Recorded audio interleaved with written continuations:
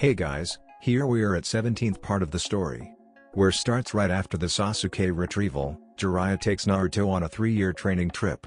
Taking his training seriously, Naruto strives to become the best he can and learn everything that Konoha denied him. Don't forget to hit the like button and subscribe button. Now, let's jump right in. Fire was everywhere. Great conflagrations that devoured the ruined remains of buildings and the corpses that littered the streets. Many buildings had long since collapsed, either from the explosions of the Asura path, or crushed under the foot of the animal path's summon. What few buildings had not been turned into rubble and debris looked like a stiff wind would cause them to collapse on themselves. The amount of damage pain had unleashed upon Kumogakure in such a short amount of time was as astonishing as it was widespread. Only a few areas of the village had been left pristine. The few sectors that had been lucky enough not to have one of the 6 paths make landfall in them. "Everyone hurry!" shouted one of the many Chunin-level shinobi that littered the ranks of Kumogakure's ninja corps. He was waving his hands to go with his actions, directing the numerous civilians that were running frightened through the streets.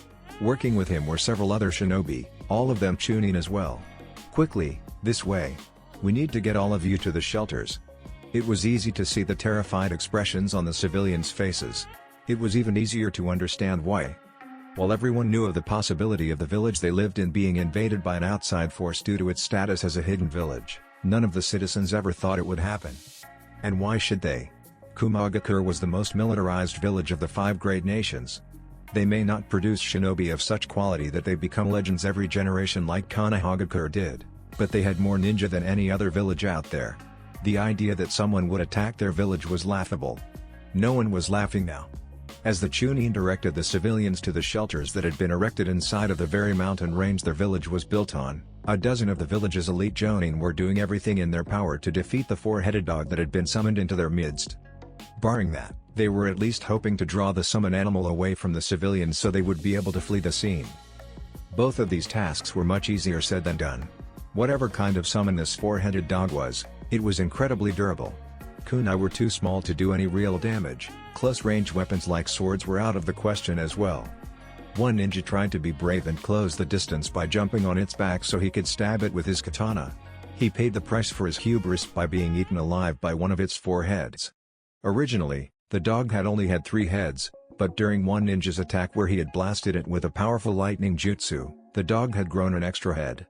They weren't sure if that meant lightning jutsu aided it or if this was just some kind of freak accident, but they had become wary of blasting it with any lightning jutsu below A rank. "Please remain calm and follow us." The Chunin continued directing his charges across the damaged village. They could not move very quickly. Even running as fast as they could, civilians were notoriously slow. At least compared to shinobi. "We're getting you all to shelter. Please remain calm and look out." Ultimately, it was the slowness of the civilians that led to their demise. A stray jutsu managed to hit the dog in one of its eyes, perhaps its one weakness. This led to the giant summon stumbling right into a building, one which led directly to the roadway that the civilians and Chunin were using to reach the shelters. The civilians were all killed when the debris and rubble of the now destroyed building came crashing down on top of them. Their screams were the last thing the ninja helping direct them heard before they were crushed by several tons of cement. The Chunin was killed when he jumped out of the way, just barely missing getting crushed by the large amount of rubble, only to get crushed under the large paw of the dog summon. When the dog summons lifted its paw off the ground again, it revealed the Chunin's body twisted in an unnatural shape, his head bent at an angle that should not be possible. Samui tried not to lose her cool as she watched the giant 4-headed dog kill a large number of civilians and Chunin like they were nothing. There weren't many things in this world that were worse than seeing your comrades getting slaughtered like they were animals.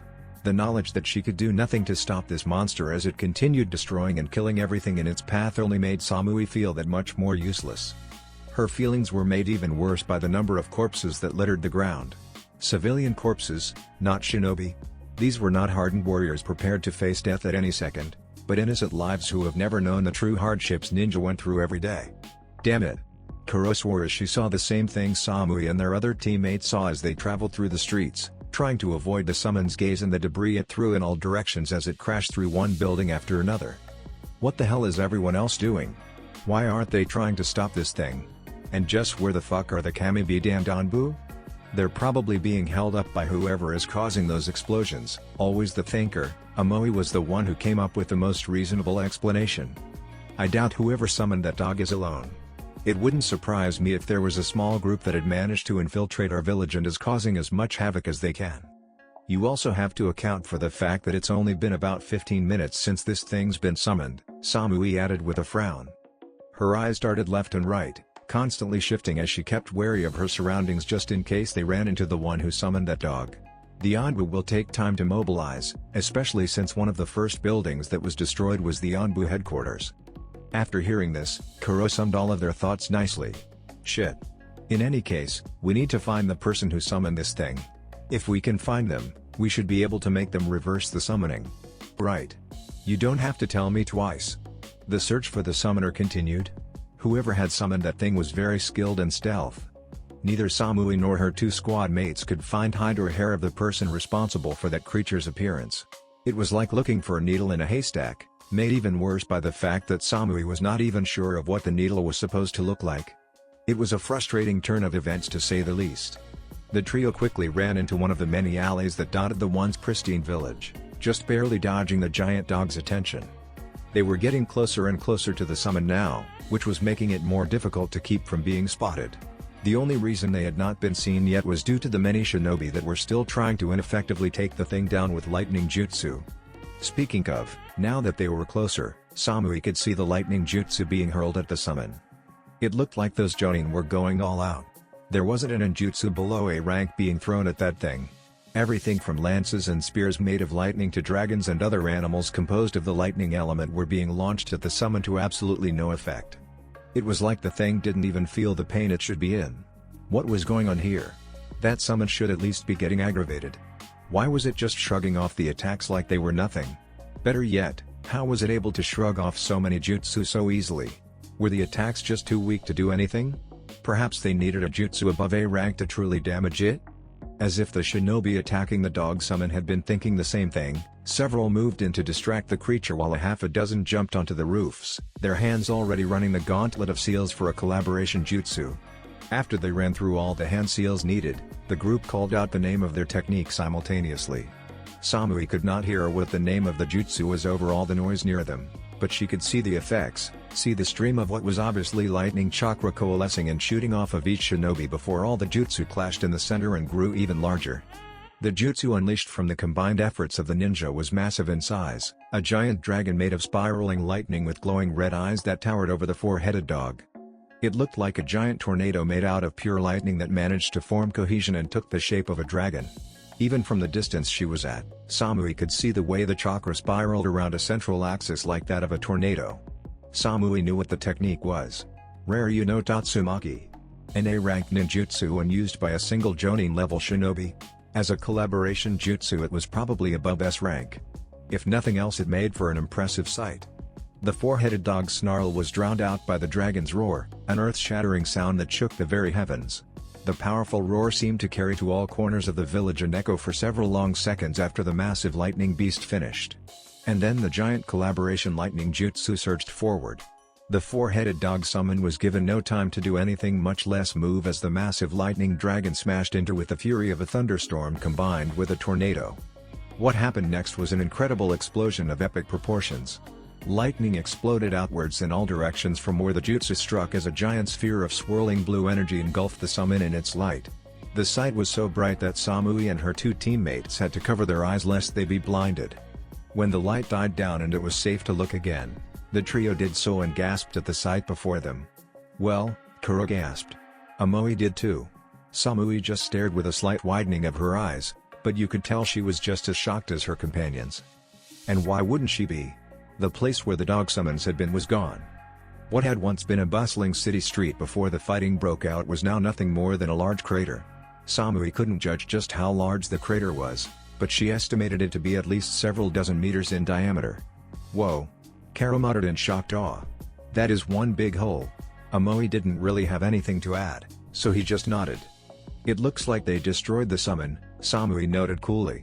Of course, being who she was, everything she said was often spoken in a cool and collected tone, even when she was near the point of freaking out.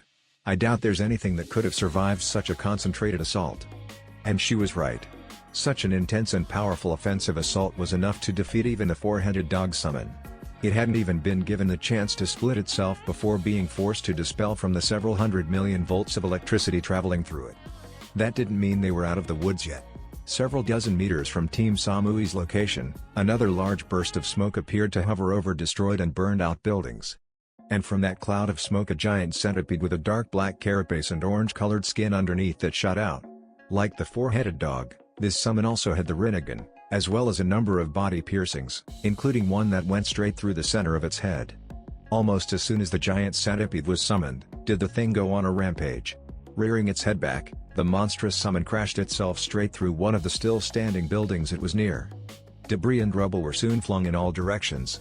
Several of the larger chunks smashed against walls that, due to already being weakened under the strain of having the four-headed dog destroy much of the structure already, toppled down as the rest was building collapsed from having nothing left to support it. Samui turned back to look at her two teammates, a cool look in her eyes. "Come on. Right." The trio dashed out of the alley and into the street proper.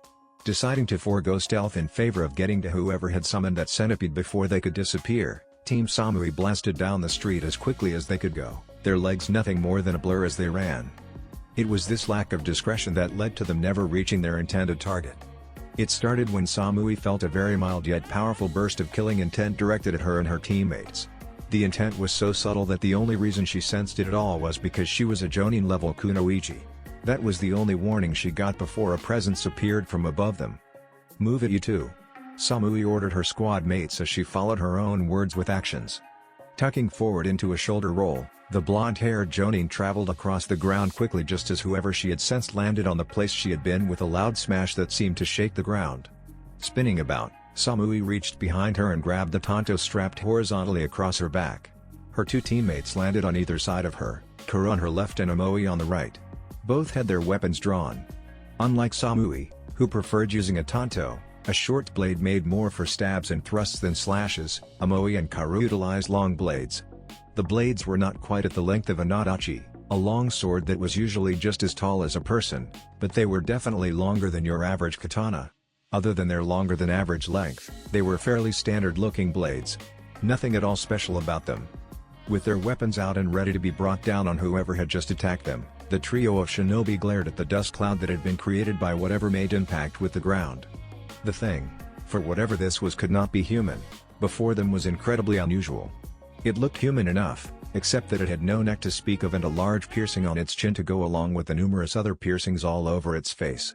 Its eyes were purple, both the iris and sclera, and running around the eyes was a ripple pattern. The thing that Samui noticed the most aside from the eyes was its cloak, black with red clouds. Akatsuki? Samui narrowed her eyes. So these were the people after B-sensei, Yugito and Naruto. They must either be supremely confident in themselves or incredibly arrogant to attack them up front like this. So these are those Akatsuki assholes?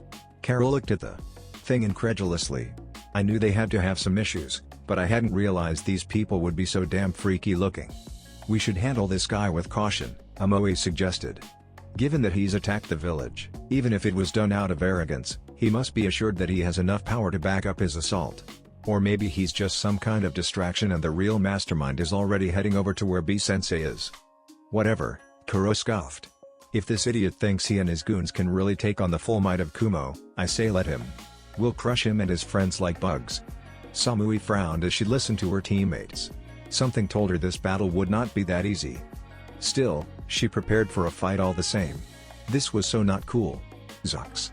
The shinobi of Kumogakure were having a very difficult time with this new summoned creature. It was bad enough that they just barely managed to kill the last one, which had cost 6 of them almost all of their chakra to destroy. Now they had to deal with one that seemed even more difficult to kill than that four-headed dog. Nothing they had thrown at it worked so far. The centipede was impervious to lightning release attacks. At least, nothing they've attacked it with did anything more than mildly irritate it. Not even chakra flow, channeling lightning chakra through their swords, did anything more than leave light nicks on the giant monster's carapace. One of them had managed to take out one of the creature's many legs, but he had also lost his life in the process. Since then, those few brave ninja who tried ended up losing their lives long before they could even reach the summoned beast. It was almost like the thing was learning the more they fought it. How were they supposed to beat something like this? Something they couldn't even damage? Kuma Ryuka Angiri. Descending from above, a man with blonde hair and holding a sword that was imbued with fire nature chakra above his head slashed at the centipede summon's left eye. While the carapace that he hit did not even crack or glow red from the heat, the eye was soft and the blade that had been lit aflame easily sliced through it. There was a loud sizzling sound as the eye burst open like an overripe fruit. The intense heat caused the light receptive organ to not only explode, but evaporate all of the liquid located inside of the eye itself. The centipede summon let out a loud shriek of pain as it reared its head back. Atsui jumped off just as the giant centipede began shaking its head back and forth, bashing it against the buildings around it and destroying them with impunity. Now that was a hot attack. The man shouted. Now that he wasn't a falling blur, he was more easily discernible than before. The man who shouted in exuberance had shoulder-length blonde hair that was being worn in an asymmetrical bowl cut. His eyes were green and he was wearing a sleeveless version of the typical attire a jonin of Kumogakure wore. The only real difference aside from the sleeveless shirt was that he was also wearing shin guards, bandages around his forearms and the kanji for Netsu tattooed onto his left shoulder. "How do you like that?" the man continued. It was clear he was reveling in his sense of having managed to damage the giant summon while everyone else was struggling. Equally clear was that he had no real trouble gloating over his supposed victory. "Was it too hot for you to handle, Atsui-senpai?" "That's right." Atsui grinned largely as the other shinobi stared at him in awe, or surprise. Some of them may have also been deadpanning. Not that he noticed this, busy as he was showboating for everyone. "It is I, the man with fire in his veins. Don't come near me or you might get burned by how hot I am."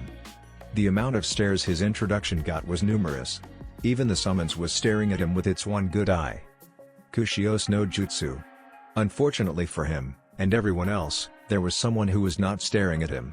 The one who had summoned the giant centipede. Even more unfortunate, this person decided that the best response to make to Atsui's declaration would be to summon more animals to fight. Kushios no Jutsu. 2 more large bursts of smoke exploded into existence. Like the after effects of a nuclear explosion, the white smoke formed 2 large mushrooms' heads that expanded far into the sky before being blown away by a strong breeze. When the smoke finally cleared, everyone got a sight of what had been summoned to fight them. They promptly wished they hadn't. The first of the summons was actually one that flew out of the first cloud and smoke and into the air. It was a giant drill-beaked bird. It was an incredibly unusual-looking animal as it not only displayed a prominent and jagged beak that looked similar to a drill, but it also had 3 distinct legs, 2 located horizontally on either side of its body and 1 below, as well as 3 wings. Like all the summons of the animal path, the bird had Rinnegan eyes. The bird summon screeched a loud, horrible-sounding shriek that echoed across the village and forced Atsui and the other shinobi near it to hold their ears in pain. Gritting his teeth, Atsui could barely restrain a grimace at the loud noise. His hands were beginning to feel wet, a sure sign that the ear-splitting screech had actually managed to damage his eardrums enough to cause internal bleeding. That was not good. Looking up, he was just in time to see the large bird summons dive-bombing them. The giant avian swooped in like some kind of demented bird of prey, leveling out only after it was hovering just a few feet over the village. It was close enough that the discharge of air from its flight destroyed several buildings. Then it began to lay eggs. Atsui found himself blinking along with all the other shinobi as hundreds of eggs fell out of the bird summon's backside. The eggs, strange yellow eggs with white spots, attached themselves to every surface available. Not just the ground but the walls of buildings as well. Several landed near Atsui. What was this? Some kind of strange ninjutsu? Perhaps the eggs contained a poison that would be released when they broke? Or maybe they would birth more birds? That's what usually happened when eggs hatched, right? It only took Atsui a second after the eggs around him began glowing to realize that whatever they did, he did not want to stick around to find out. Atsui jumped into the air in order to avoid the eggs, which had covered every viable surface on the ground. Just in time too. Several seconds after he became airborne, the eggs all exploded. Many of Atsui's comrades did not get away in time and were caught in the blast. Those who did manage to get far enough away from the explosions were forced to watch as their friends were annihilated in a hailstorm of fire, their bodies disappearing as they were reduced to naught but ash. Landing on the ground after the explosion ceased, Atsui and the other ninja of Kumogakure wondered how they were going to deal with this monstrosity. Already the giant avian was coming for another pass, this time with what looked like some kind of dust storm with lightning billowing inside of it trailing behind. It wouldn't matter. Many of these ninja would not get another chance to attack the bird summon anyways, for at that moment the second summon made itself known. stampeding out of the second cloud of smoke as it busted down anything and everything in its path was a large rhinoceros. If the bird summons was large, then the rhino was gigantic on a scale that could compete with the Baijuo. It easily towered over everything around it. Not only was it tall, but it also possessed a lot of mass. From the sharp-looking horn on its head to the long tail that swayed behind it like some kind of pendulum, the giant summons had to be at least 6, maybe 10 times the length of the average building in Kumo. With its mottled, leathery gray skin and what looked almost like dark gray armor, the rhino was easily visible amongst the cement bricks that exploded in all directions in its wake. Its large hoofed feet pounded on the ground, creating large craters each time it moved. The earth seemed to tremble under its weight. The earth was shaking so violently that Atsui, along with his comrades, were forced to send chakra to the bottom of their feet to keep from falling over. Not that this did any real good. The rhino had started charging them the moment the group of ninja landed on the ground. It plowed through several buildings, smashing its way across the village in its effort to run them over. As things stood, Atsui was just barely able to get out of the way by making quick use of the kawarimi to substitute himself with a rock. Many of his comrades did the same thing, substituting themselves with the debris around them to avoid getting trampled by the monstrous-looking rhino. A few of the chunin were not so lucky. One of them had been going through the hand signs for the kawarimi, but the shaking earth from the rhino's charge had knocked his hands out of place, forcing him to remake the hand seals. He had not been fast enough, and he had paid the price when the rhino's large horn gutted him. The chunin died quickly, bleeding out as the horn went straight through his stomach and came out of his back, its length stained red with blood that glinted in the sunlight. With a violent shake of its head, the rhino threw the corpse off its horn. The body flew through the air and landed on the rubble from one of the many destroyed buildings. Damn it! This is getting even hotter than I expected. Atsui was not very pleased with this turn of events. They had managed to get rid of the dog and the centipede, but now they were facing 2 summons and he had no idea how to deal with these ones. That rhino looked very durable. Would jutsu even work on it? And what about that bird? It looked like it attacked mostly from a distance if one were to judge by the jutsu it used. Most lightning-styled ninjutsu were short to mid-range attacks due to the fact that the lightning had to travel through air, or wind, and would dissipate after a certain amount of time unless someone kept it going with a constant stream of chakra. Most people did not have the reserves to keep a lightning jutsu from dissipating. Atsui wished he had a summons of his own. Only something as large as a boss summon could deal with something like this without exhausting itself. It was unfortunate, but while Kumogakure was known for having powerful summons such as toads, slugs and monkeys, Kumo was not known for possessing any summoning contracts. That pretty much meant they were shit out of luck. Life was so unfair sometimes. Zucks. It was like one of those old western standoffs. It was a clear day, mostly, if one ignored the cloud of dust and dirt that blocked out the sun at times. The roads were deserted, sort of. There were no people around besides them, at least, just the bodies of those who had died. And the hero and the villain were standing just several meters away from each other in a stare-down of epic proportions. All the signs of an epic standoff were present. I'm simply saying we should approach this guy with caution. He's a member of Akatsuki. There's no telling what kind of tricks he has up his sleeve. For all you know, he could be hiding a mechanical body under that cloak. Or maybe he can launch explosives from his hand or something. What would we even be able to do if he had a mechanical body? That's why we need to attack. So long as we don't give the bastard the opportunity to do anything, he can't attack us. Now quit talking, idiot. We're in the middle of battle. If one discounted the fact that the hero had 2 bickering sidekicks by her side. You two, stop fighting, Samui sighed. Really, she wished these 2 would just give it a rest at least once. It's not cool.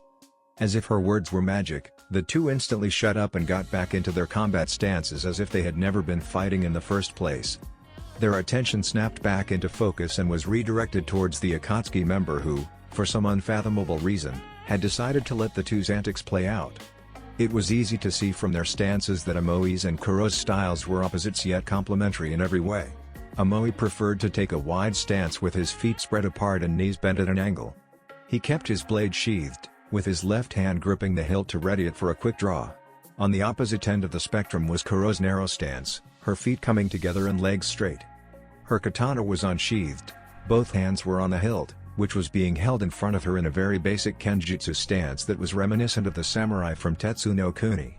Samui would have shaken her head at how the 2 seemed to complement each other so well, were it not for the fact that they were about to fight for their lives.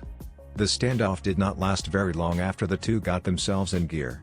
A strong wind rustled through the clearing, kicking up dust and a few leaves that moved into their path. That was the unspoken signal as both Kuronomoi charged from either side of Samui and made their way towards the strange-looking man. The man before them responded quickly, but not in the way anyone likely expected. Twisting his head to the left, Samui, Kuronomoi watched in shock as the skin bulged before another face, one that was identical to the original face except it was smiling, formed on the left side of its head. This was followed by the same thing happening to the right, only that face was frowning. The man then threw off his cloak, revealing a horrifying surprise underneath. What looked like a man was actually a machine of some kind. It had 6 arms with what looked like bolts on the shoulders and a large, serrated blade-like sash around its waist that almost looked like a tail. Seeing what this thing looked like underneath that cloak for the first time had the members of Team Samui pause. Holy shit! Kuro swore as she jumped back to gain some distance between her and the machine. That is one ugly son of a bitch? Said ugly son of a bitch seemed to take offense to that. At least, that's what it looked like. Gripping one of his forearms, a loud clicking sound preceded the thing's wrist detaching from the rest of his arm with only a thick line of metal with several rockets attached to its side. This doesn't look good, Amoi murmured as the Asura path pointed his arm at them. With a hiss of smoke and fire, the many dozens of rockets launched from their places and flew towards the trio of Kumo Shinobi. Samui swore as she, Kuronomoi jumped away to avoid the barrage of explosives. This didn't help them much as the missiles followed them wherever they ran, forcing the group to split off and divide the missiles between them. Kuronomoi took to the roofs and went in opposite directions.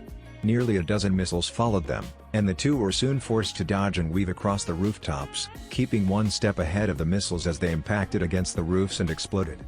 In the meantime, Samui used the distraction the two gave to charge forward and close the distance between her and the Asura path.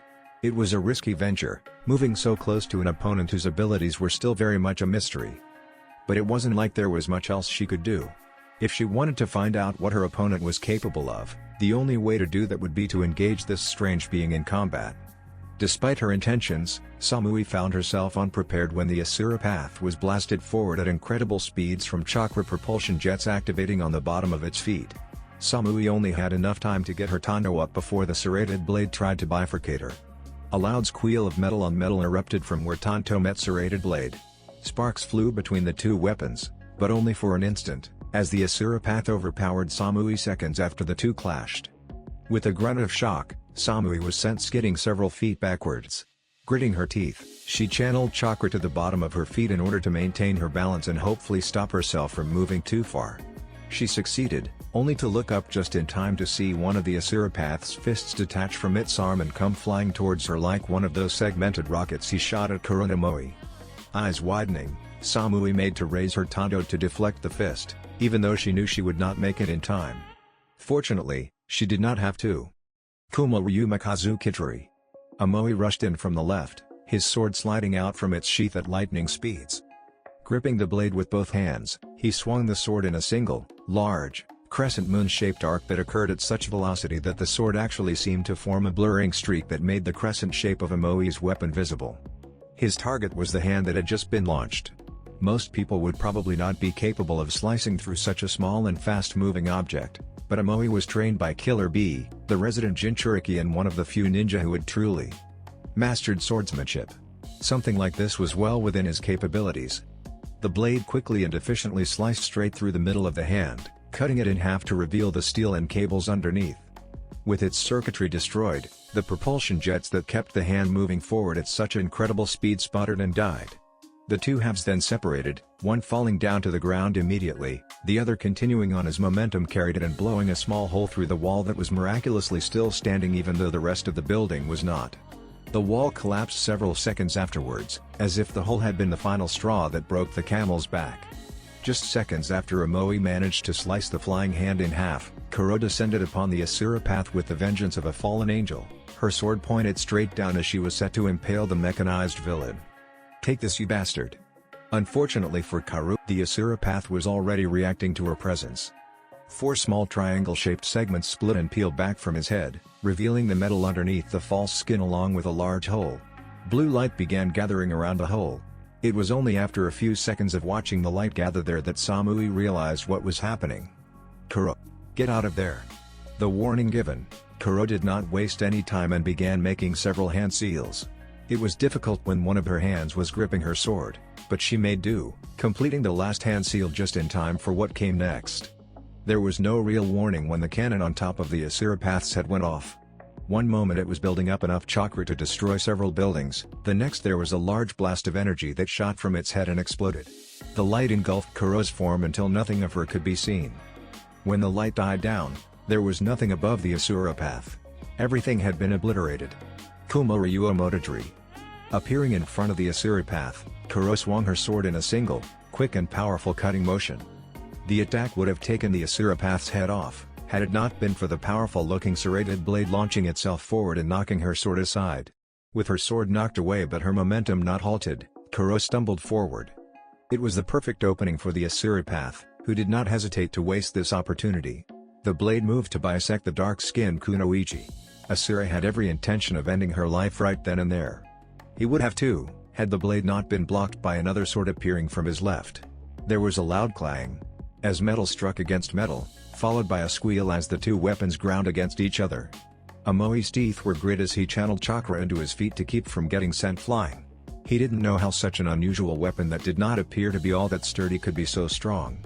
It was like getting hit with a several thousand-pound brick. Still, he did what he could to keep the serrated tail blade from moving. Out of the three of them, he was physically the strongest. While blocking and locking this attack into place was hard, it was not impossible for someone who had been forced to block Killer Bee's sword attacks during training. Dashing forward, Samui made her presence known as she began using chakra flow to channel lightning-natured chakra through her tanto. The blade was soon wreathed in blue lightning that crackled and popped as it skittered across the metal surface.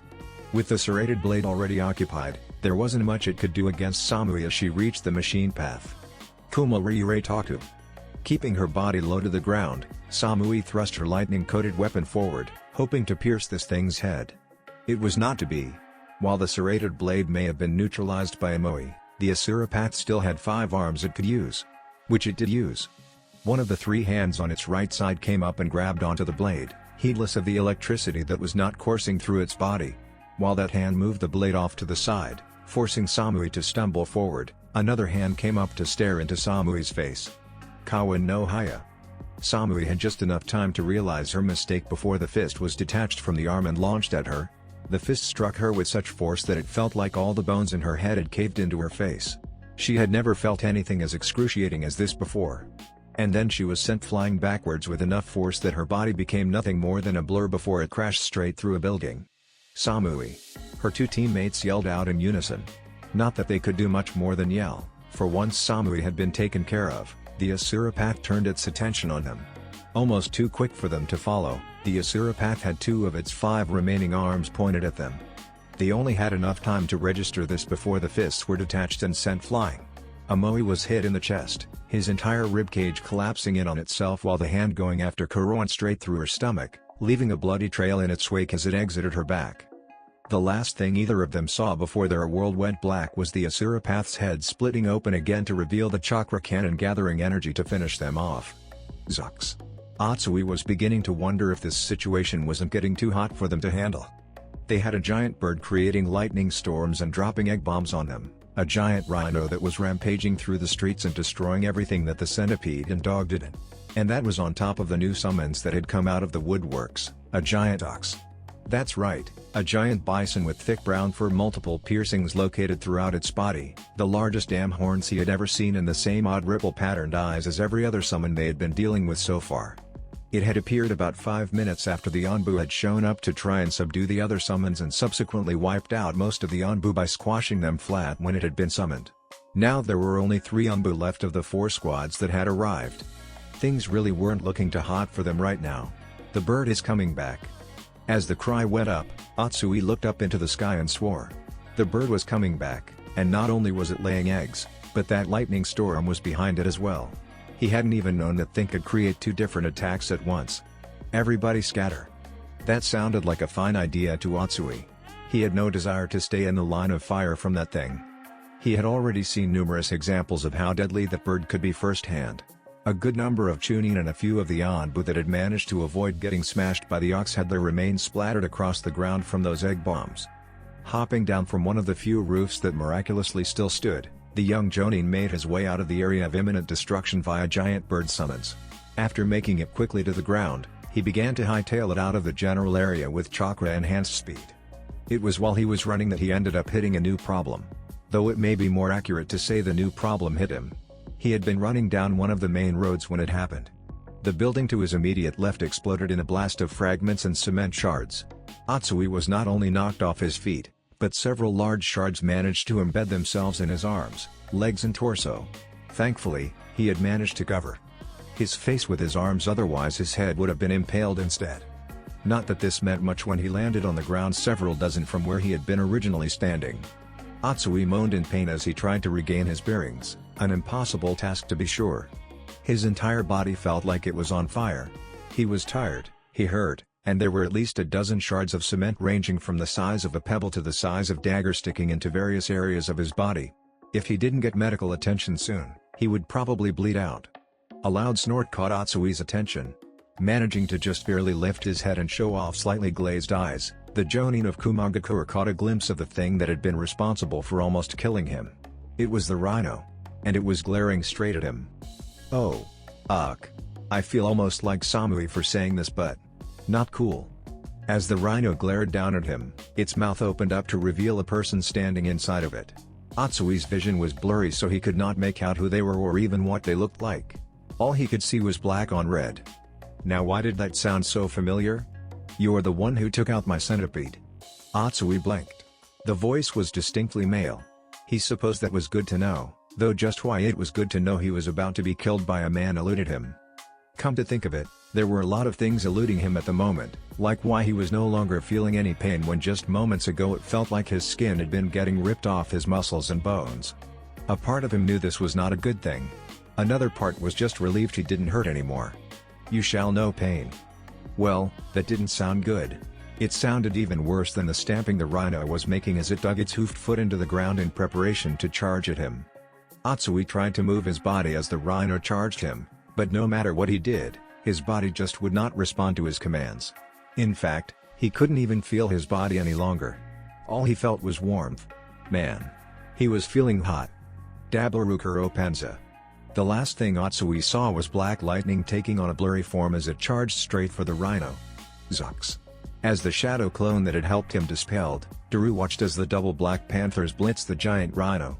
The two animals made of black lightning, the signature technique that had been taught to him by none other than the third Raikage himself, crashed into the rhino with a fury that could not be contained. Thousands of black tendrils of lightning chakra skittered across its surface in a never-ending and impossible-to-discern pattern that did not follow logic or explanation. It was interesting to see the effects that black lightning had on living creatures. Most lightning techniques were piercing in nature, and while black lightning had the ability to pierce most armors and materials, that was not why it was so deadly. Daru looked on in grim satisfaction as the rhino roared in agony, its body stumbling and spasming as the black lightning boiled the creature's insides. Eventually, the giant rhino came down with a loud crash, upheaving earth and sending chunks of debris flying. The giant beast twitched once, twice, then disappeared in a large puff of smoke as it was sent back to wherever it came from. With a sigh, Daru took a look behind him. Atsui was still laid out amongst the rubble, his body twisted at an unnatural angle. His right arm was bent in a way that should not be humanly possible, unless the joint keeping said arm from moving in that direction had been broken like Atsui's probably was. One of his legs had been crushed underneath what had to be at least several hundred pounds worth of debris. It would take someone of the Raikage's caliber to lift that.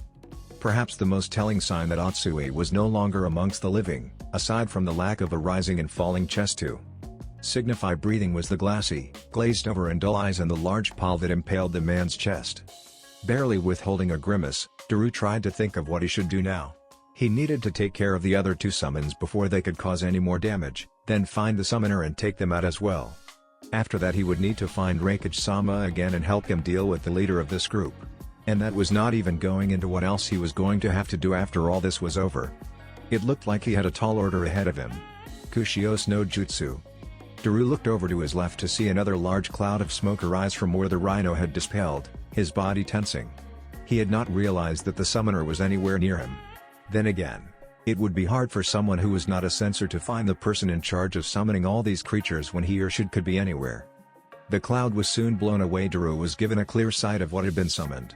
It was a giant chameleon with leathery, dark green skin. It had one large, protuberant Rinnegan eye that looked like it was barely being held in by the eye socket, and a strange bandaged cylinder for its other eye. Even more unusual than that and the many piercings on its body were the two wings sticking out of its back and the snake-like tail, which actually had a snake head with two Rinnegan eyes. Where is this guy getting all these summons from? Daru could not help but wonder about that.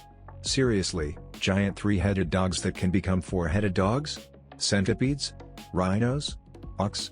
And now a chameleon? How many summoning contracts did this guy have?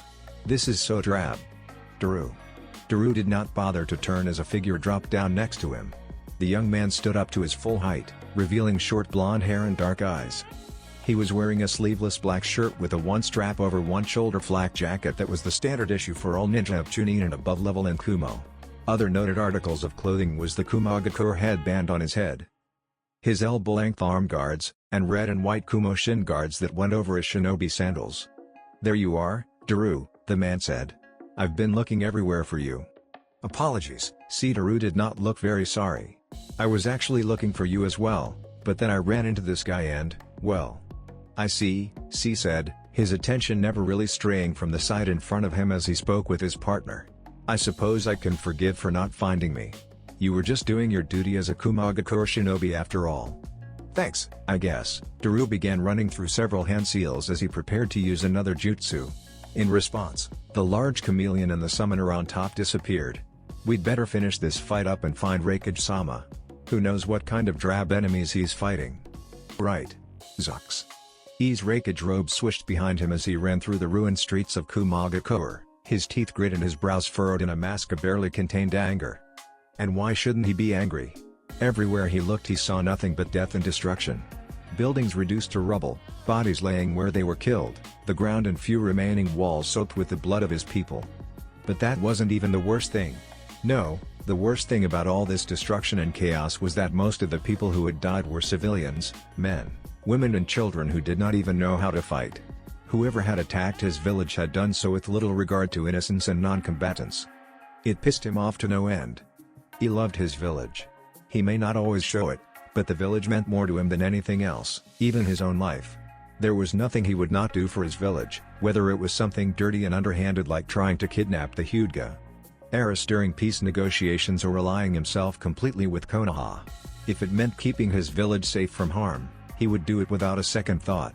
That was actually why he had allied himself with Konoha in the first place. When he had heard from his spies that had been keeping an eye on the ongoing war in Kiri and learned that the Yellow Flash had made a return in the man's son, he knew that he would have to do something to keep the man from becoming a threat to his village. At first, he had thought about assassinating him, but later on realized how poorly that would work out. Naruto had mastered his father's jutsu, one that allowed the boy to surpass even himself in speed. He had shown that mastery by decimating a group of nearly 5,000 enemy shinobi. To top it off, the boy had been traveling with Jiraiya. He had a lot of faith in his ninja, but even he knew that taking on 2 cage-level shinobi was suicide for anyone other than 2 other cage-level shinobi. There was a reason cages were known as army killers. His thoughts were later vindicated when he heard of the failed attempt he made at killing the boy. So he had decided to do something else. If he couldn't kill the son of the Yondaime Hokage, he would ally Kumo with him. It was a decision that he did not regret to this day. Of course, none of that mattered now. His village lay in ruins and the one responsible for it was standing right in front of him. He studied the man who appeared before him, standing there so nonchalantly, his face completely devoid of emotions. Like a corpse. The man was of decent height, a bit taller than average.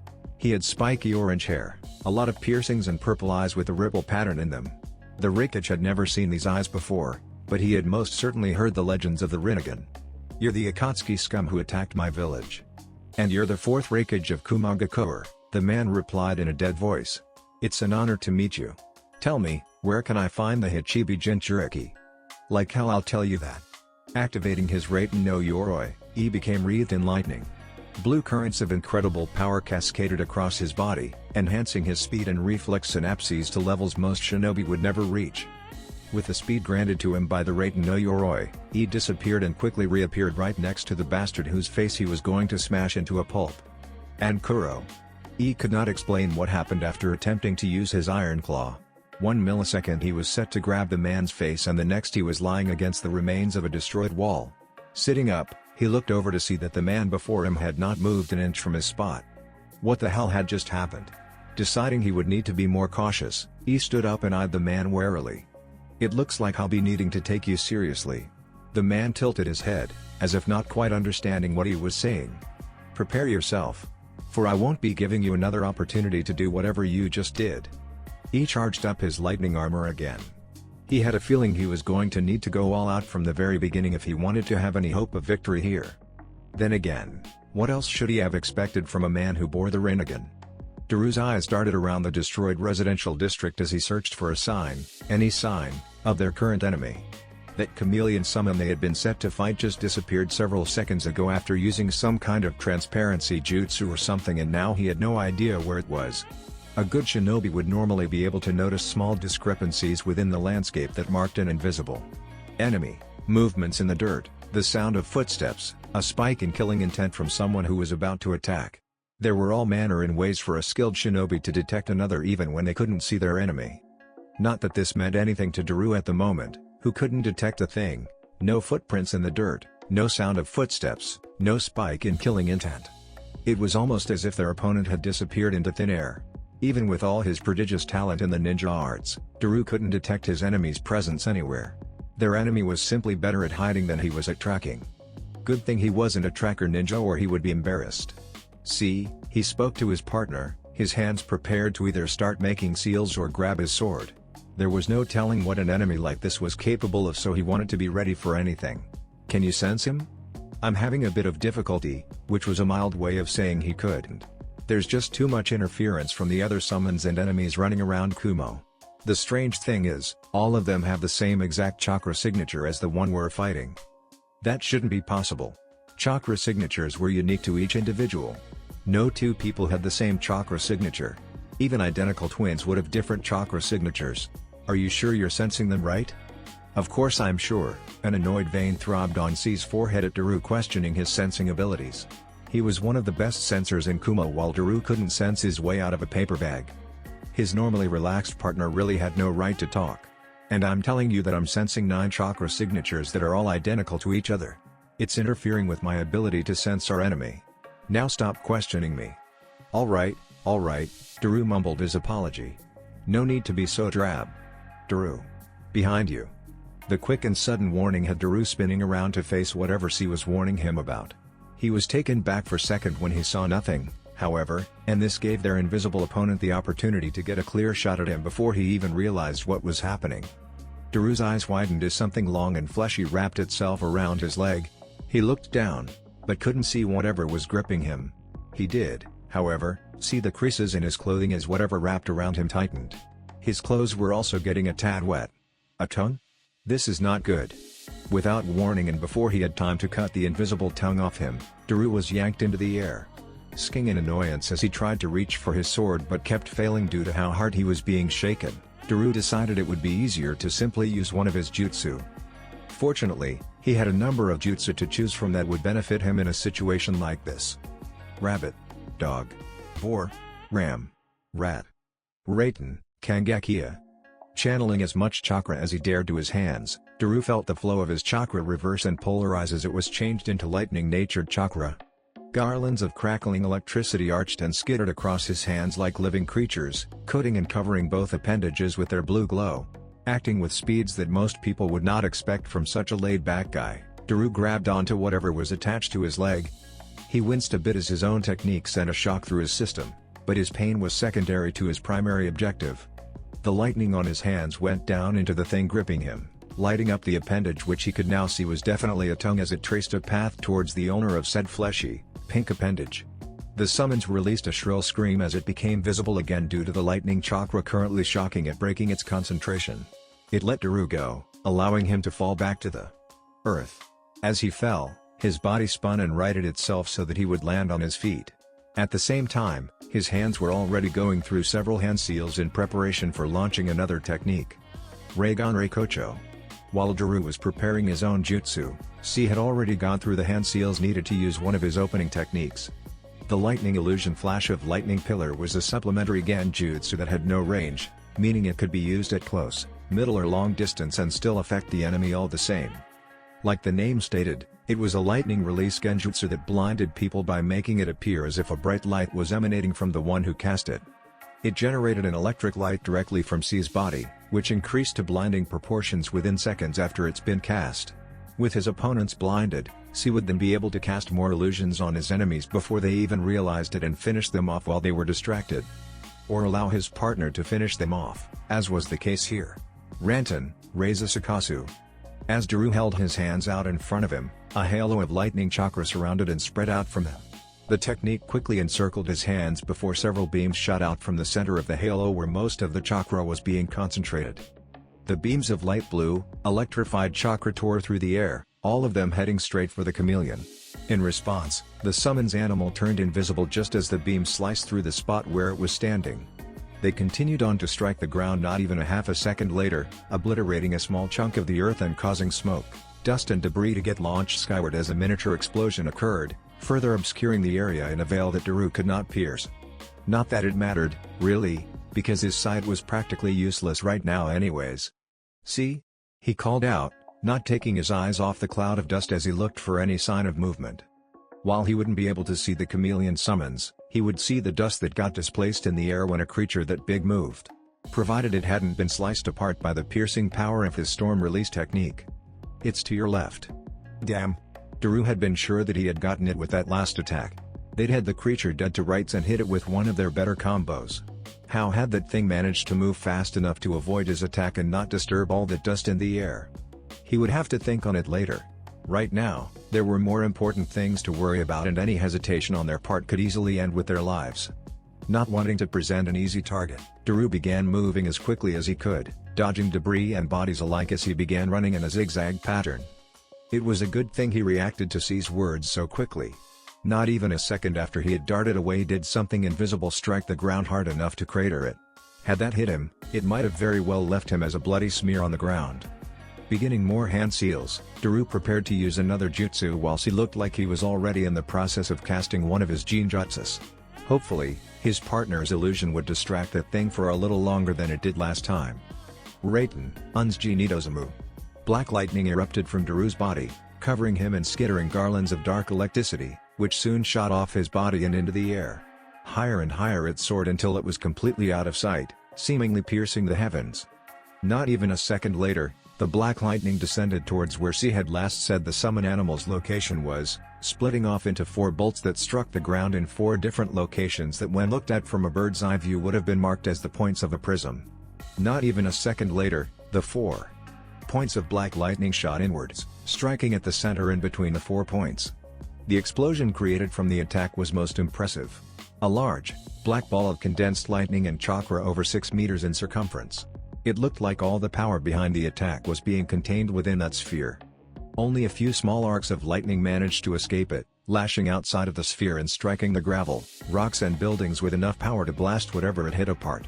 When the attack died down, there was a large crater sitting in the ground. "You didn't get him, Daru," C called out, alerting the dark-skinned and normally laid-back man to the fact that their enemy was not dead. "He's moving again. To your left." DCH. This guy is really drab, Daru swore as he made to move. Before he could, something clamped down on his right shoulder. Whatever it was strong enough to easily pierce his clothing and flesh. Blood began pouring down from the wound, which looked to be multiple puncture marks of varying size. Biting back a scream of pain, Daru was lifted off his feet and tossed into a wall, which crumbled upon being forced to receive his weight and kicking up a lot of dust and smoke. A second later something managed to wrap around C's torso and arms, bringing them together and forcing them to constrict.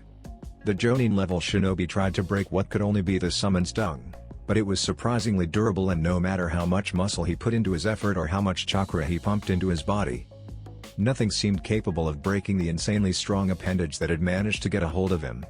The situation was made even worse because his arms were being held against his torso, meaning he couldn't use his hands, and without the ability to make hand seals, he couldn't use any of his jutsu. Even the simple kawarimi was out of his reach with his arms restricted like they were. Before his situation could become any more tenuous, Daru appeared before him in a blur, his right hand already gripping the sheath of his sword, which he yanked out quickly.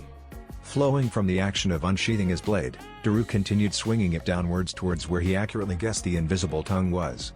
His blade, charged with lightning chakra and glowing a light blue as electricity danced across its surface, sliced into something, presumably the tongue, with impunity. There was an outraged shriek as one half of the tongue, the half that Daru had cut off from the rest of the summon's body, became visible. Daru smirked in satisfaction. It wasn't much, but it looked like they had found at least one weakness. "Took you long enough," C grunted as he was finally free from his constraints. Shaking his arms, he tried to get feeling back into his arms.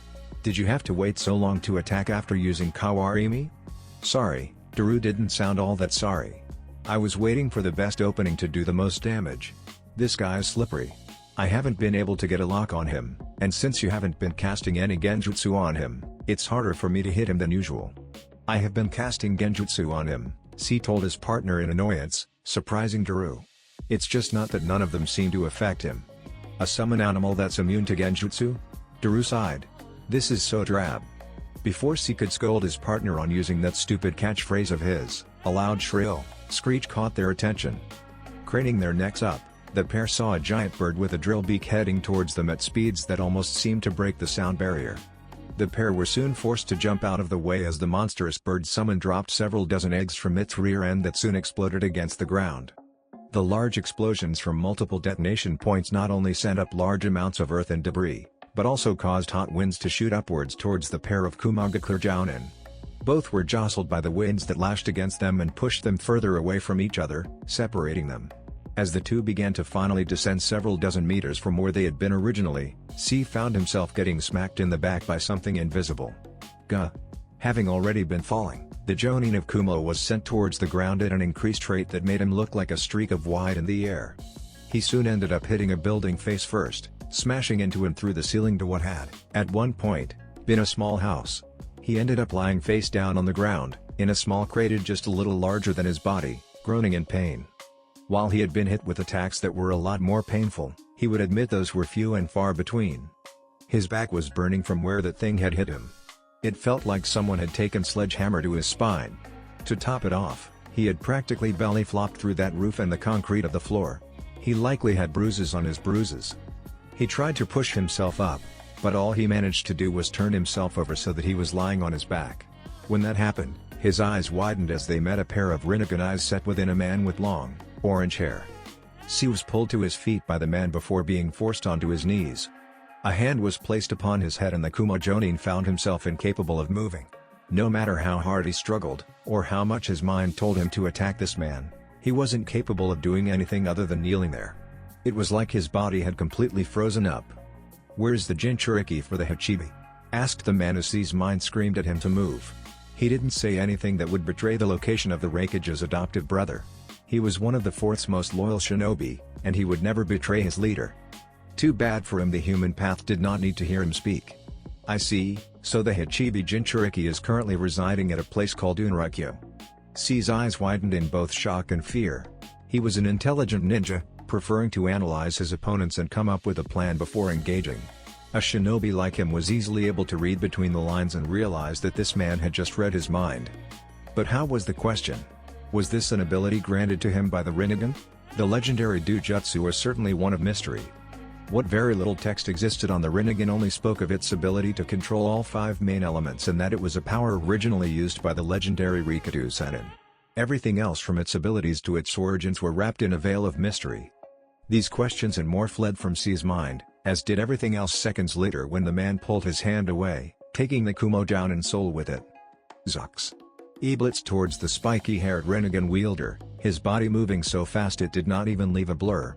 One moment he was standing several meters away, the next he was right in front of Pain, his lead arm extended and covered in the electricity from his lightning armor as he prepared to strike the man who had dared attack his village with a lariat. Just before his attack could touch Pain, the Raikage once again found himself being sent sailing backwards, only this time the attack was even more powerful than before. The last time the attack had hit him, it had felt as if a strong force was pushing him back. This time it felt like his entire body had just taken one of Senjutsu Nade's legendary punches without having his lightning armor protecting him, only instead of a concentrated area like his stomach or face, it felt like he had been hit by the fist of a giant. Rather than ending up buried under a pile of rubble, staring at a ceiling of a home he had been busted through, the attack was powerful enough that he was blasted through several buildings, tumbling end over end like a rag doll before managing to right himself. His feet soon skidded along the ground as he was forced to channel chakra into them in order to stop his backwards momentum. Even then, he ended up skidding back for several more feet, leaving 2 long trenches where his feet had been dragged through the ground to signify his passing through. Standing to his full height, he frowned as he tried to figure out what had just happened. The man before him hadn't even moved an inch. He had him dead to rights, and yet, somehow it was him who had been blasted away like he was a 50-pound weakling. Unfortunately, he had never been a very deep thinker, especially when in battle. He was the kind of guy who relied more on his instincts than anything else when in combat. Which was sad because right now he couldn't make heads or tails of what just happened to him. All he knew was that this guy apparently had some kind of special jutsu that he used to shove him away with the kind of strength expected from Senjutsu Nade, and he didn't even lift a finger to do it. For those who knew the Raikage, they knew that he was hot-headed and easily angered, especially when something happened that he didn't understand. Right now, he was just not getting how this guy had been able to launch such a devastating attack on him without even making so much as a twitch. It was even worse than when he faced Minato and the bastard managed to dodge his fastest attacks. Naturally, he decided to charge at the man again so he could wipe that blank look off the idiot's face. Of course, he wasn't stupid enough to charge right in from the front. No, while the 4th Raikage was quick to anger and even quicker to action, he was still an intelligent man with a keen sense for battle and tactics. This time he came in from behind the man. He decided to go with something simple. An Enkuro. Meanwhile, while his hand was clawed and ready to grip the back of his enemy's head, he was going to observe his opponent and see if he could not determine some kind of weakness to whatever technique was being used against him. Once again it happened. Just as he was about to hit Pain with his devastating attack, the man seemed to have sensed his approach and quickly reacted by ducking under his Enkuro, spinning around to face him. This time, Pain held out both hands towards him, and again, he felt himself getting propelled backwards at incredible speeds. This time, he was prepared for it, however, and when he felt himself getting launched backwards, he began to crank up the juice and added more power to his lightning armor. Soon, the two powers began a fight for dominance that neither seemed capable of winning. The Raikage, with speed maxed out beyond what most humans should be capable of accomplishing, was unwilling to give an inch even though keeping his body running at such a high level was beginning to put a strain on his muscles and bone structure. On the other hand, Pain seemed completely emotionless as he continued pumping more and more chakra into his attack. It was a battle of attrition, with neither side willing to give the other an inch yet both wanting the other to lose. In a battle such as this, the one with the strongest will, or just the one who was more stubborn, would be the victor. He was one of the most stubborn bastards anyone would ever see. With a final roar of defiance, the fourth Raikage managed to break the stalemate. It seemed that Pain could not hold whatever technique he had been using for very long before it just stopped working. On the other hand, he could use his lightning armor for as long as he wanted, though the longer he used it the bigger the strain was on his body. Still, it was a small price to pay for finally getting a good hit on the bastard who had destroyed most of his village. Because there was no more resistance in the form of whatever power Pain had used to try and push him away, his body followed the laws of physics. The speed at which he had been running had already been quite outstanding, and the only reason he had not moved was due to Pain exerting an equal amount of force to keep him in place. Without that, the fourth Raikage not only shot forward and closed the distance incredibly quick, he did so in less time than it took to blink an eye. This time, there would be no way for the Rinnegan-wielding bastard to dodge his attack. He found his body halted when something sharp and painful stabbed him in the stomach. His body folded over the offending object as it ground against his lightning armor, which protected him from most of the damage whatever had stabbed him would have done, though it did nothing to prevent the blunt force trauma of having something rammed into his gut. Grabbing the offending object as he folded around it, the Raikage let out a titanic roar of anger and pulled whatever was on the other end to him. He soon discovered that the thing trying to pierce his stomach was a long, prehensile-like, serrated tail, and that the person on the other end was a really unusual-looking bastard with 6 arms and 3 faces. Not that this person's looks mattered to E, the guy was dead either way. The strange 3-faced man soon came into contact with E's lightning-infused fist as it smashed against his chest. The fourth Raikage did not have the incredible chakra-enhanced strength of Senjutsu Nade, but with his lightning armor, that really didn't matter. Under the incredible power and strength granted to him through this technique, this strange new enemy may as well have been made of paper. Even though it was only a single attack, Asura found itself being completely destroyed by the lightning-coated fist to his chest. His body literally exploded into thousands of shards and gizmos, revealing that he was actually some kind of robotic doll similar to, but nothing at all like the puppets of Kumogakure. As pieces of his body scattered and bounced along the ground, his head hit the dirt several meters away and rolled to a stop next to Pain, who had finally moved away from his original position. That was a very deadly attack, Pain admitted as he stared down at his Asura path with emotionless eyes. He looked back up at the Raikage to see him huffing and puffing in anger. "I dare say that would have killed me had it hit. It was supposed to kill you, you bastard." He growled in annoyance and anger. He had been so close to finally showing this guy why he shouldn't have attacked his village when the jackass had shown up out of nowhere. And just who the hell was that guy anyways? Some kind of robotic puppet? These Akatsuki freaks were the weirdest bunch he had ever seen.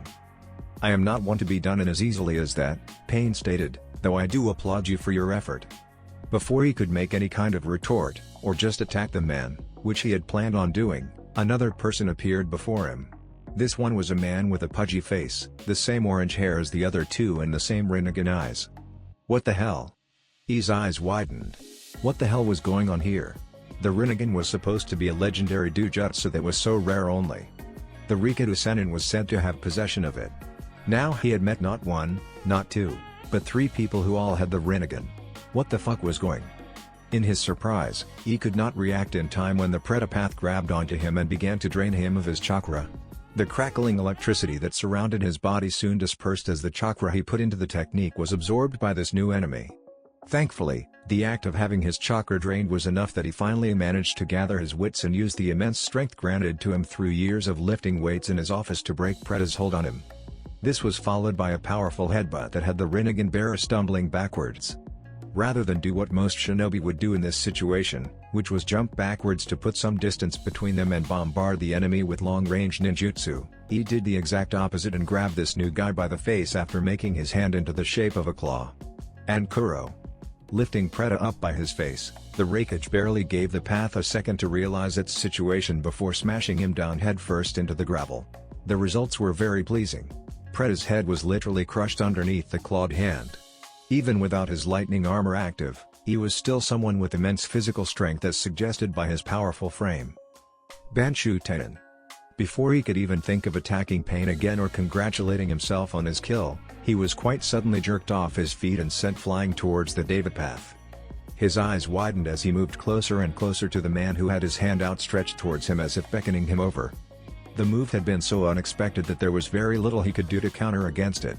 Due to the force being exerted on him, he could not bring his hands up to use even the most basic of jutsu, and because his feet were nowhere near the ground, he was not even capable of channeling chakra to the bottom of them, so he would stick to the ground. He was, for lack of a better term, a sitting duck. At least, that's what Pain thought. With determination flowing through his veins, he did not try and fight the pull on his body, which would have been an exercise in futility anyways. Instead, he watched as the man using the strange technique that seemed capable of attracting and repelling objects pulled him closer and closer. It was a good thing he was used to moving at such high speeds. Because his eyes were well adjusted to spotting fast-moving objects, the fourth Raikage was able to see Pain pull out some kind of black metal rod and pull his arm back in preparation to stab him. Not that he would ever allow such an obvious attack to do him in. He was not only a Kage, but one that specialized in close-range combat. Taijutsu was his forte, and only someone like Senjutsu Nade, Namikaze Minato and now Namikaze Naruto had ever been able to match him in that arena. This Pain character seemed to be primarily an ninjutsu user. Granted, he had only displayed 2 abilities so far, but it would not surprise you if the man only had a few more centered around his ability to attract and repel objects. What's more, he had managed to catch Pain off guard with his taijutsu. It had only been thanks to the timely intervention of those other 2 that this Rinnegan wielder had been saved. When Pain thrust the metal rod forward to stab E through the stomach, the Raikage was prepared. Activating his lightning armor not even a second after the attack was made in order to increase his physical prowess and speed to incredible levels, E's left hand lashed out, grabbed hold of the black metal rod, snapped it in half, then launched a powerful right hook at Pain's face. This time, there was no path around to save Pain from getting hit this time. Like the sound of thunder cracking against the ground, the noise from E's lightning-enhanced fist striking Pain's face was loud enough that it caused the earth to rumble. The punch did more than just make a lot of noise, however, it also shattered Pain's jaw and sent him flying backwards in the same manner he had been doing to Yi for the past few minutes. Like a lightning jutsu gone out of control, his body spinning like a top, Pain struck the ground, digging up massive amounts of rock and dirt as he created a large trench along the path he was thrown. He struck one of the buildings in his way, going straight through it and coming out the other side. The building collapsed in on itself like a house of cards and still Pain traveled further. The Raikage glared at where he had last seen his enemy. He was sure that would put an end to him. He had struck out with everything he had in that last attack. Not even someone of Tsunade's strength would have been able to survive a hit like that without being liquidized. Nodding to himself, the Raikage prepared to find the rest of the enemies attacking the village and protect his people before his entire body froze. His eyes widened as he felt his chakra being leached from him. Looking down, he found Preta gripping his calves tightly. His lightning armor went out as he no longer had the chakra to sustain it. He was still alive? He had been sure he'd killed the bastard. He could even see its face was still caved in where he had crushed it beneath his hand. With a growl, the Raikage made to yank one of his legs out of the idiot's grip and stomp on his head when an indescribable pain pierced his abdomen. He blinked several times as he stared down at the bloody tip of a serrated tail. Still in shock, he craned his neck to look behind him and saw the mechanical enemy he had annihilated a little while ago standing behind him, a grin on all three faces. "What the fuck?" He grunted as he went down to a knee. He tried to stand again. But the chakra being drained from him by the Pretapath was leaving him incredibly weak and all he could do was shake and heave as he tried to push his body beyond what it was capable of. What an amazingly strong attack. He looked up, disbelieving as he saw Pain walking back towards him looking no worse for wear. There didn't seem to be any damage done to him at all. "You truly live up to your title, Raikage. An attack of that caliber would have killed most people." "You." He coughed as blood began welling up in his lungs. "How are you still alive?" "A pointless question," Pain said in his usual monotone voice. "There is no need to answer it when you are going to be dead soon." He growled as he tried to stand again, but was too weak and his vision was beginning to blur from a lack of chakra and blood loss. "You fought valiantly, but in the end it wasn't enough. You now know Pain, but it is too late. I cannot let one as dangerous as you live." A flash of black was all that the Raikage saw before a rod of black metal was stabbed all the way through his neck and out the back. He gurgled as he bled out, his eyes glazing over and his body slumping. A single second passed, then two. Finally, the Raikage stopped breathing. Pain looked at the body of the Raikage, then raised his head to look at the rest of the village. There was no more need to stay here now that he had the location of the Hichibi Jinchuriki. All that was left to do was use this village as an example of what would happen to those who defied God. Using his powers to lift himself into the air, Pain floated high above the hidden village. From his bird's eye view he could see how much damage he had caused. More than half the village was nearly destroyed. Not that it mattered. This village wouldn't be around at all for much longer. Raising his hands high above his head, Pain's gaze sharpened as his chakra surged in preparation for his technique. In less than a second, Kumogakure would be no more. Shinra Tensei. Zux. Within the darkened bedroom that was lit only by the few streams of light that managed to sneak in through the curtains of a nearby window, Namikaze Naruto felt himself begin to stir. It was a slow stirring, the kind where one still felt a bit groggy from the events of yesterday and needed a few minutes to adjust from that moment of restful peace to complete awareness. Blinking several times as his eyes adjusted to the darkened room, the young man took absent note of the decor. He easily recognized the master bedroom of the Namikaze estate. He also easily recognized the female body snuggled deeply into his side. Smiling slightly, Naruto reached out with a hand and began to gently run his hands through Konan's beautiful blue hair. Rather than fan out like the other girl's hair did, Konan's was too short for that and thus was arrayed in a typical bedhead fashion, with numerous strands sticking up chaotically sort of like his own. An amusing thought escaped him as he wondered if their children would look like that, their mother's hair color but his style. He shook the thought off. While an appealing thought, children weren't something they could afford right now. Not with Akatsuki, and more importantly, that guy claiming to be Uchiha Madara still on the loose. The last thing he wanted was for his wife and child to be used as a hostage. Wanting to get his mind off the dark place his thoughts were taking him, the last Namikaze found himself gazing appreciated at Konan's beautiful figure. The blanket he had used to cover them had fallen a bit and was only covering up to their waist now, so Naruto had a decent view of some of the woman's bountiful chest, blocked only partially by the way her right boob was mashed against his torso. but also by her angelic face as it rested against his shoulder. Though he could not see, Naruto could definitely feel the way their legs had entwined sometime during the night. It was something he always enjoyed, waking up to the feeling of a pair of soft, smooth and downright sexy legs hooked around his own after a night of passionate lovemaking.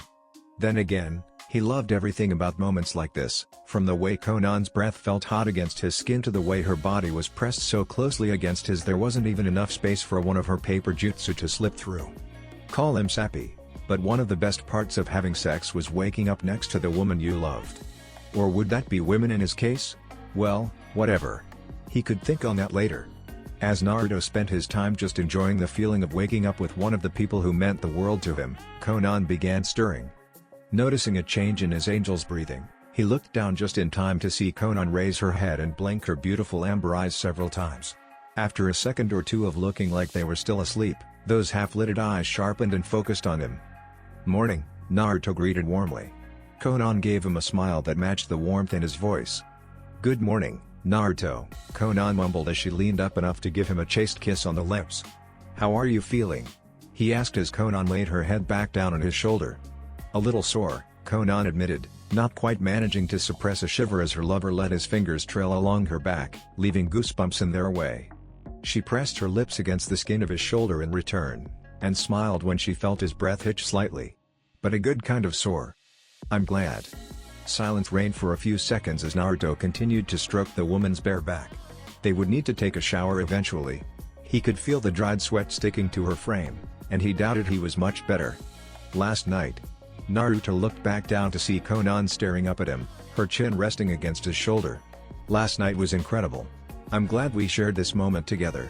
Her eyes became soft as a small smile crossed her lips. "For some reason, I feel much closer to you than before. Almost makes you wish we had done this earlier, huh?" asked Naruto, which earned him a light smack to the chest. "Joking, just joking." He saw the look he was getting and grinned sheepishly. "Well, sort of. Anyways, we should probably take a shower and then head down for some breakfast." On cue, Naruto's stomach rumbled like some kind of ravenous beast. "Did I mention I was starving?" Konan giggled at Naruto's antics, then stopped as she realized she was giggling. She looked back at Naruto, her eyes narrowing as she saw the grin on his face. "You didn't hear anything?" Naruto's grin widened. "Sure I didn't. You didn't hear anything? How about this?"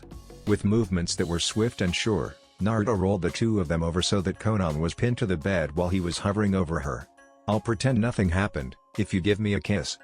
Konan smiled as her arms wrapped around his neck and pulled his face down to hers. "I think I can do that," she whispered, before pulling him into a passionate kiss. Zucks. After several minutes of not quite going all the way but certainly doing more than just kissing and fondling, Naruto and Konan mutually decided to adjourn to the restroom to get clean. Having never been this intimate with Naruto until then, Konan realized that there were things about the blonde that she had not known. For one thing, Naruto was a very attentive lover. She had known that he was capable of supporting her emotionally, as well as how able he was at supporting her physically, but she had not known about his skills at supporting her intimately. Her time last night had made her realize that Naruto was a very skilled lover, but it was their time in the restroom that made Konan truly aware of how attentive he was to her needs as a woman. She had sat between Naruto's legs while they showered, shivering and moaning in delight as he gently and lovingly washed and kneaded her back, working out any and all knots she had while at the same time getting her clean. He had spent the same amount of attention to her breasts, stomach, legs and feet, messaging and worshipping her body as he cleaned her up. By the time every part of her had been washed, Konan was more than ready to get dirty again. It was a shame she had been too sore to commit in any acts of debauchery. Getting out of the shower, the pair decided they wanted to relax for a little while longer. Naruto made a shadow clone and had it transform into a dry, clothed version of himself. After ordering it to make breakfast, which the clone left to do while grumbling under its breath about lucky bastard originals, Naruto and Konan found themselves lounging in the large bathtub, relaxing as steam rose from the water's surface. In what had become practically par for the course as far as Naruto's love life was concerned, Naruto was sitting at the end of the tub with his back against the tub itself. Meanwhile, Konan sat in between his legs, her firm, shapely rear pressing against the obvious sign of his arousal. Her back was resting against his chest, her head laying back so that she could press her cheek against Naruto's as his arms wrapped tightly around her, making her feel like she had been encased in a loving cocoon. "We haven't talked much about yours and Urosenin's battle against pain," Naruto said after several moments of comfortable silence. "How are you feeling?" Konan sighed as she turned on her side and lowered her body so that she could rest her head on his chest.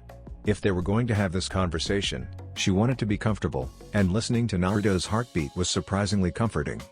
I don't know," she said at last. "I'm not sure how I feel. For the longest time, Nagato had been my best friend, my world. I was his biggest supporter and his goals in life were what held me up. Now that he has fallen to darkness, I feel almost like I no longer have a purpose." Naruto did not say anything as Konan spoke. Rather, he listened and let her express herself through words. "And even though you and I got together, and I knew that you were at odds with him, I had always hoped." A few cold droplets of water splashed against Naruto's chest. They presented a stark contrast to the heat coming from the bath water.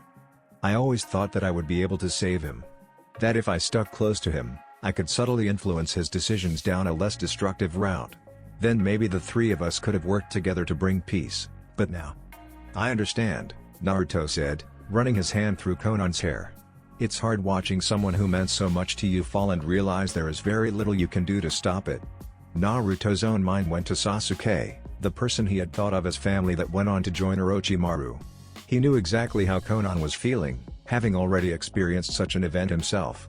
"I wish I could say something that would help you cope with this, but the truth is, I never really got over Sasuke's betrayal.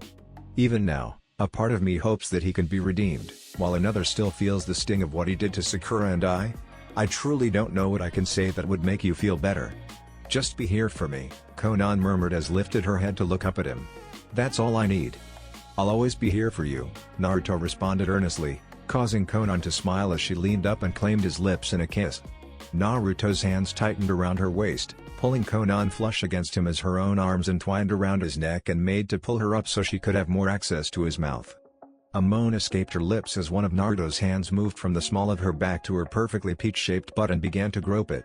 Konan responded by moving her ass in time to his squeezes and caresses, grinding it against her lover's, increasing proof of her lover's arousal. Their tongues soon broke through each other's mouths and began moving together. They pushed and rubbed and hooked against each other as they played that age-old game in which everybody was a winner and no one was a loser. Konan thought it was one of the most enjoyable games in the world. Eventually, Konan's grinding led to the pair's mutual release. A low groan came from Naruto's mouth as Konan let out a breathy sigh of content and sank deeper into the water. Her head came rest against his chest once more and she spent a number of minutes just laying kisses on his pectorals as her blonde lover began running a hand across her back while she came down from the post-orgasmic high. "We should probably get out," Naruto said after several minutes of silence. "My clones finished making breakfast, and I really should formally introduce you to Yugao. Plus, if we stay in here any longer we'll start to prune." "That's the one in the Yanbu, right?" Konan asked, her eyes drooping a little as they both stood up. She was feeling a bit tired, not just from staying in the water so long, but also from what they had just done. All she really wanted to do right now was drag Naruto back to bed and snuggle against him while she slept. "Yes," Naruto nodded, "you never met her before since we didn't get involved with each other until after the Chunin exams." He paused. "She's currently eating breakfast, so now would be the best time." After drying off and getting dressed in a pair of civvies, Konan and Naruto made their way out of the room and into the kitchen. There they found Yugao sitting at the long table, eating what looked to be an omelet with a side bowl of fruit. As soon as the pair entered, said purple-haired beauty looked up and gave a slight mischievous, if strained, smile. "The next time you two get up to the kinds of antics you did last night, you may want to think about applying a silencing seal on the door. And the walls.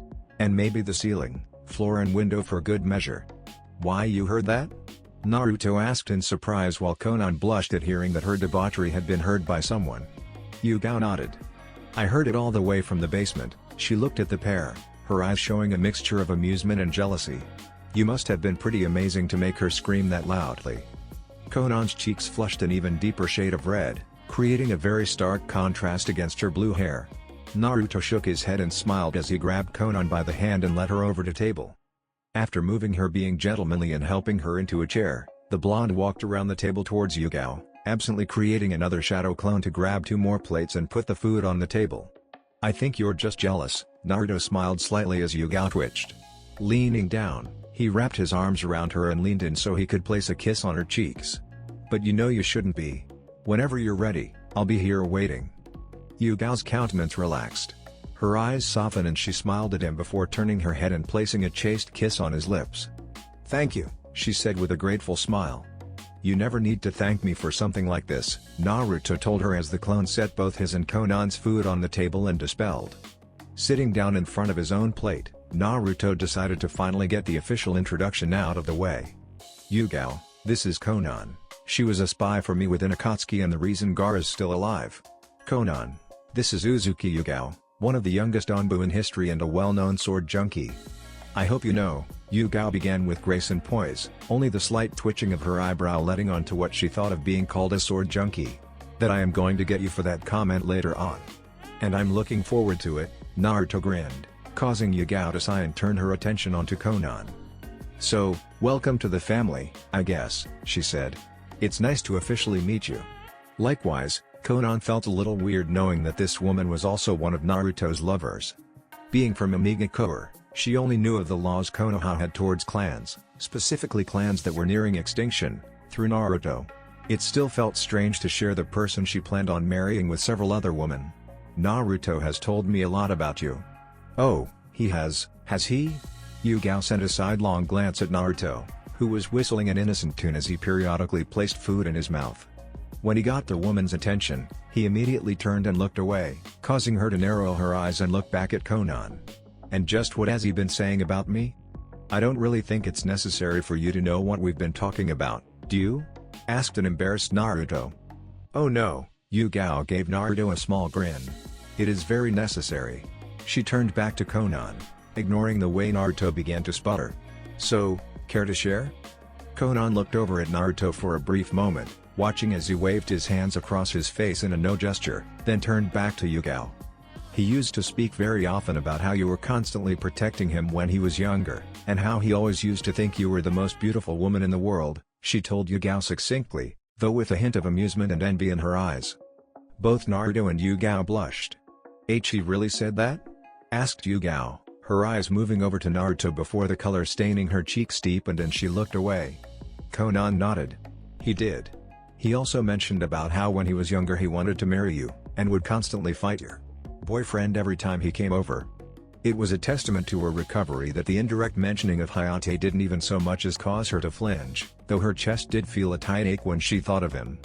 This time when she looked over to see a red-faced Naruto pouting at the two of them, her eyes softened and a smile crossed her lips as she remembered those very simple times. "Yeah," she chuckled warmly, "he was always going on about how he would beat up Hayate-kun and then make me fall in love with him. Of course, then he went to the academy and fell in love with that Sakura girl."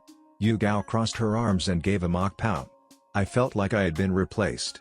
"No one could replace you," Naruto said lowly, his face turning red when the other two looked at him. I thought I should aim lower. You know, 'cause it was clear that Hayate had an advantage over me." "So you gave up," Yugao teased. "What happened to never giving up and never going back on your word?" "I didn't give up," Naruto puffed up in mock indignation. "I was simply making a temporary retreat until a better opportunity to sweep you off your feet arose. And I thought that since Sakura was cute and had a unique hair color, she would be good practice for when you finally realized I was the man of your dreams." "You mean the boy of my dreams?" With a teasing smile, Yugao watched as Naruto gave her a pout. "And it doesn't look like you ended up getting much practice. You never even managed to get a single date with Sakura." "Ugh, don't remind me," Naruto moaned. As Konan watched the small byplay between the two, she couldn't help but smile.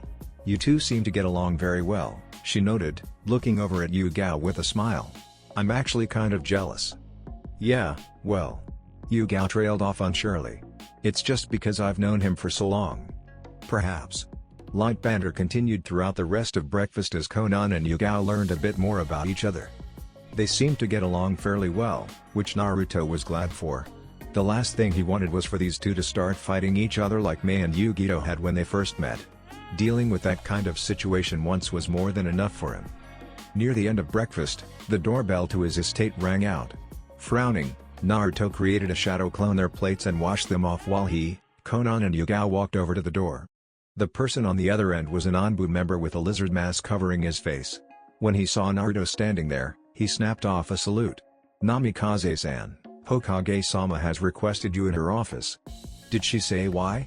I am not privy to her reasons, sir, the Anbu replied dutifully. Naruto nodded, figuring that the woman probably just wanted to speak with him. He looked over at Konan and Yugao, both of whom understood his expression. Don't worry about us, Naruto, Yugao said.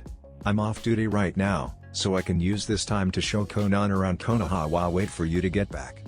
Naruto smiled at the pair, before turning back to look at the Anbu. Lead the way, Lizard-san. The Anbu nodded as he grabbed Naruto by the sleeve of his shirt.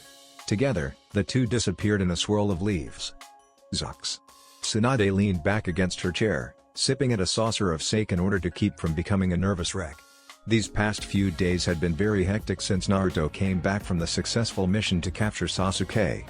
She had tried working up the courage to tell them about their relationship, but Jiraiya's battle with pain had interfered. Then she had to personally keep Jiraiya from dying on them. Even then, he was still left with just a single arm and had been put into a coma. Now there was nothing left getting in her way. Jiraiya was out of danger, Sasuke had been retrieved. Pain was an ever-looming threat, but not one they could deal with right now. Even the paperwork was complete, which was a rarity for her. All of this led to one thing. It was time to tell Naruto of their relationship to each other. She was nervous, frightened even, but he deserved to know.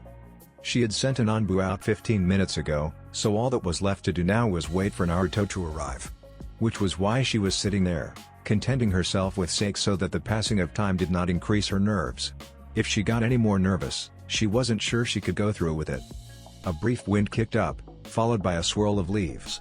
A few seconds later, Naruto appeared alongside the Anbu she had sent to get him. You called, Bachan? Yes, I did, Tsunade said, causing Naruto to frown.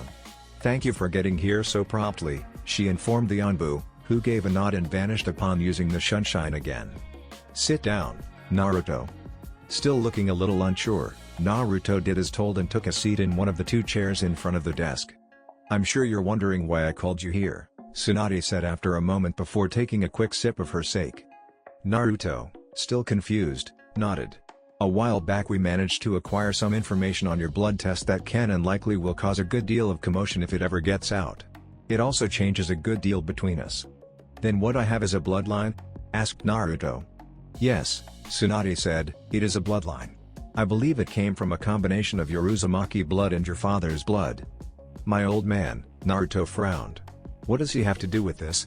As far as I am aware, he was not a part of any clan.